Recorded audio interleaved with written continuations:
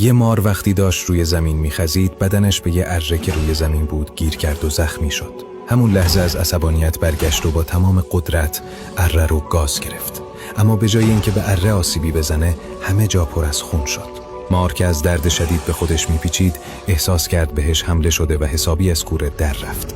برای همین با تمام قدرت بدنشو دور اره پیچید و سعی کرد خفش کنه. نتیجه قابل پیش بینی بود. هرچی محکمتر خودشو فشار میداد بیشتر به مرگ نزدیک میشد.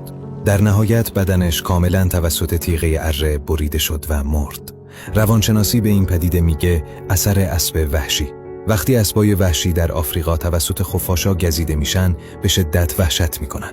برای فرار از گزش اونقدر میدون تا از شدت خستگی از پا میافتن.